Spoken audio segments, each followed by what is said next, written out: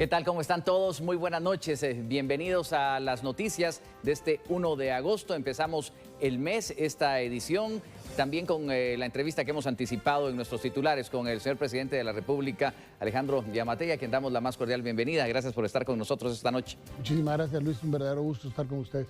Señor presidente, vamos a abordar este tema que ya anticipábamos porque teníamos las imágenes de su visita a Ucrania. Pero antes de entrar en este tema, quisiera preguntarle, porque sigue flotando también la interrogante en el ambiente, ¿qué fue lo que pasó el sábado con su comitiva presidencial allá en Huehuetenango? Bueno, muchas gracias. Primero, quiero decirle que una comitiva del presidente contempla 3 anillos de seguridad.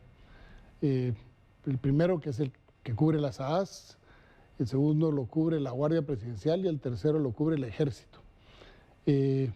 Fuimos a inaugurar la puesta de la primera piedra, lo que va a ser un proyecto muy grande de riego en Jacaltenango, que va a beneficiar a más de 800 campesinos van a poder sembrar y mejorar sus condiciones de vida. Y en el tercer círculo de seguridad, un pick-up con hombres armados, se le marca el alto por parte del Ejército, atacan al Ejército, el Ejército responde, iban 5 personas adentro, una de ellas queda herido, que es el que está detenido, y en el lugar se encontró evidencia del atentado que pensaban hacer, que era con una granada de esas que se le ponen a los fusiles, parte de las cosas que se encontraron, un radiotransmisor.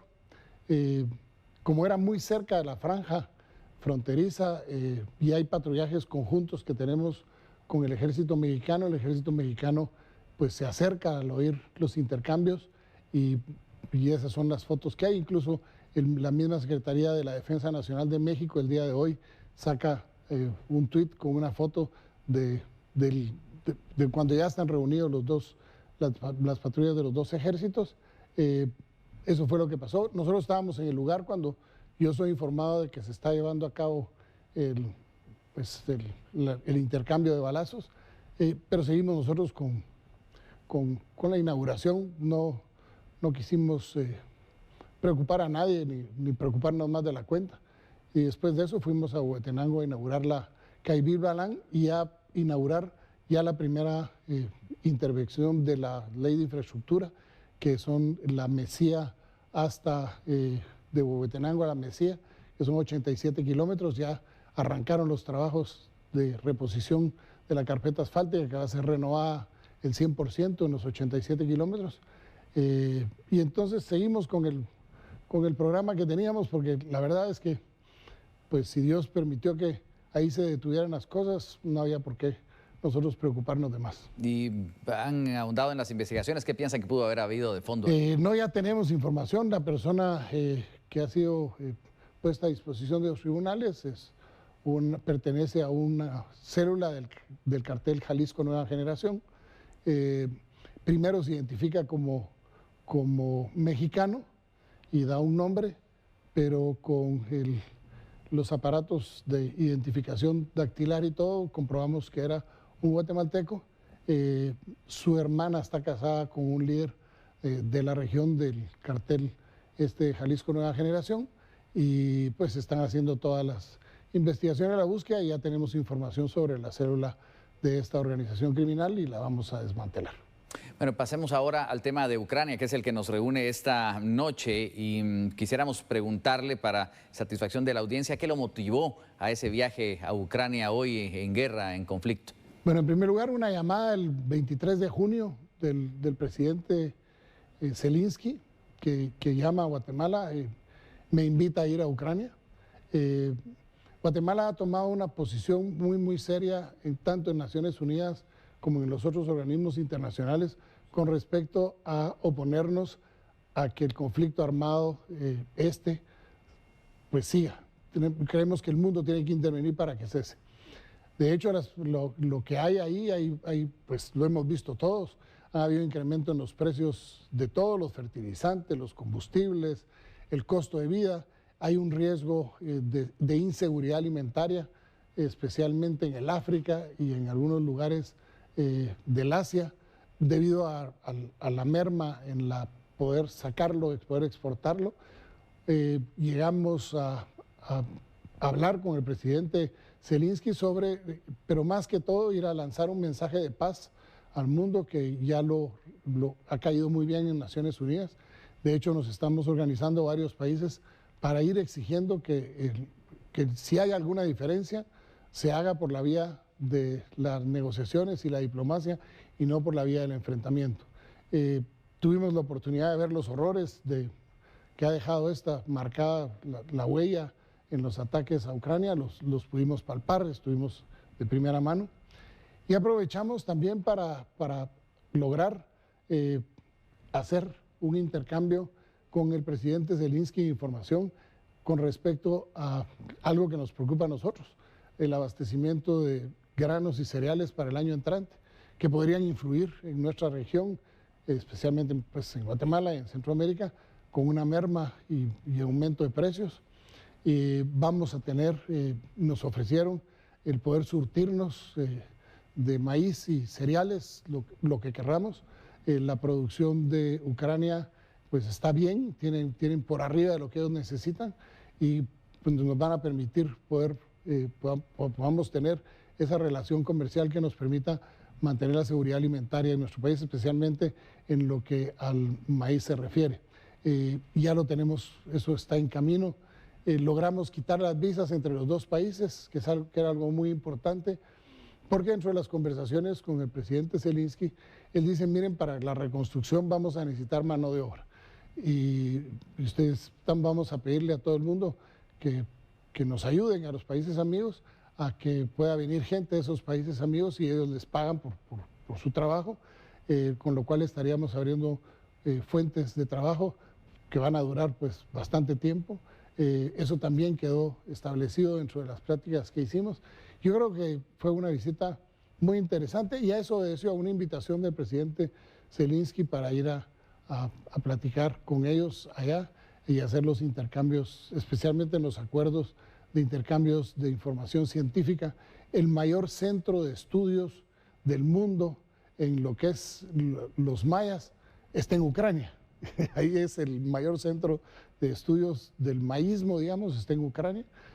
Nosotros queremos y estamos interesados en que vengan gente de ellos para que nos ayuden, por ejemplo, en Tayasal, que usted entiendo que fue a conocer, y algunos otros centros arqueológicos para poder ir identificando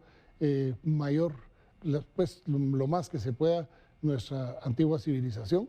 Y parte de eso es de lo que hablamos y de lo que logramos firmar los convenios entre Guatemala y Ucrania. Y hablando precisamente en términos diplomáticos, ¿esto no afecta a nuestras relaciones con Rusia? ¿Cómo queda Guatemala con Rusia tras pues esto? La verdad es que nosotros no estamos entrando al conflicto. Nosotros no entramos al conflicto. Nosotros, el presidente nos invita, pero nosotros sí fuimos de los promotores en Naciones Unidas, fuimos uno de los países promotores de la resolución en donde se condenó a Rusia. Fuimos el promotor junto con Antigua Barbuda de la expulsión de los observadores de Rusia en la Organización de Estados Americanos, en donde de 35 países, 30 votamos a favor de lo que Guatemala y Antigua Barbuda propusimos, que era el retiro de los observadores rusos de ahí, como una muestra de que el continente está en contra de la agresión. Y fuimos a recordarle al mundo los principios con los que se fundó las Naciones Unidas, la Carta Constitutiva de las Naciones Unidas. Y ahí mismo lo dice.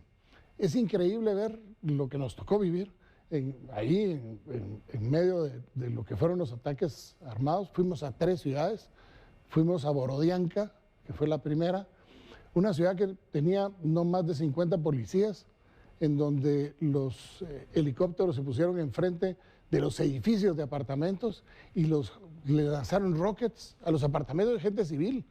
Y si usted se para en Borodianka y mira 20, 30, 40, 50 kilómetros a la redonda, no mira instalaciones militares, no era un objetivo militar. Posteriormente fuimos a Bucha, estuvimos en la iglesia ortodoxa de San Andrés, en donde en el sótano del ejército ruso puso un comando y en donde en los jardines se descubrió una fosa común con más de 100 cadáveres, lo cual fueron recuperados con presencia internacional, incluso de un par de primer ministros de de Europa que estuvieron presentes cuando sacaron no había nadie que estuviera armado, todos estaban con las manos atadas, tiro en la nuca, tape en los ojos, con signos de tortura. Nosotros vimos todo eso, o sea, vimos todos los videos, las fotos de todo el proceso donde sacaron a la gente de las tumbas. Vimos la destrucción también ahí muy grande en los edificios. Y después fuimos a una ciudad que se llama Ipir, muy bonita, al lado de un lago muy bonito. Y más de 50 edificios totalmente derruidos, bombardeados, inservibles, en donde pues prácticamente la ciudad se quedó vacía, porque toda la gente ha tenido que irse, los sobrevivientes se tuvieron que ir. Al día que nosotros estábamos ahí, ya iban 358 niños reconocidos muertos entre las víctimas. Se calcula que van a ser algunos miles más, pero 358 han sido plenamente identificados. Y lo que nosotros hicimos fue llegar y decirles, miren, no es así como se deben resolver los problemas. O sea, no es invadiendo un país a otro, no es quitando la soberanía de un país o tratando de quitarle la soberanía de un país como se van a resolver los problemas, sino que al contrario, eso los agrava y nos están poniendo a todo el mundo en un problema serio. Y de hecho, el llamado que estamos haciendo y que acabamos de reiterar esta semana recién pasada en Naciones Unidas es sobre la necesidad de que la intervención del mundo se haga sentir en este y cualquier conflicto. No podemos permitir que esto siga, porque ya vimos que también la guerra se globalizó, los efectos de la guerra se globalizaron y hoy lo estamos viendo con los precios que estamos viviendo. Guatemala somos de los países que menos ha sufrido inflación, pero hay países que tienen 500, 600% de inflación producto de los efectos de esta guerra. Nosotros tenemos ahorita apenas un 5.2% de inflación, pero hay países que sí están pasándola muy mal. Si nosotros la sentimos que estamos pasándola mal, hay países que están muchísimo peor y nosotros no nos interesa, porque tenemos un problema de seguridad alimentaria que hay que asegurar en el mundo entero. Por supuesto que nosotros vamos primero y por eso es la lucha por conseguir el maíz y los cereales que necesitamos, especialmente para los niños, y el resultado fue bueno. Lo único que sí le puedo decir es que es una tragedia ver los efectos de la guerra. Ustedes están viendo unas tomas ahí, es increíble. Ese es un centro era un centro de estudios, de literatura, y los edificios de enfrente parados, los helicópteros dispararon, están todos roqueteados, de la izquierda está totalmente partido. Allí atrás de esos edificios tenían un centro de tortura. Para preguntarle a civiles qué, no hay objetivos militares cerca. Entonces yo sí creo que vale la pena que el ser humano nos recordemos que somos humanos y que tenemos que actuar como humanos. Si nos permite, señor presidente, vamos a seguir abordando este tema. Vamos a la pausa comercial para tener este contacto con nuestros patrocinadores y volveremos ya para conocer los resultados entonces de esta visita a Ucrania del presidente que hoy nos acompaña en entrevista aquí en nuestros estudios. Volvemos de inmediato. Nos sentimos consternados por el dolor y la devastación que en estos momentos se sufre en Ucrania, de los cuales he sido testigo al visitar los sitios donde se han sentido los horrores de este enfrentamiento.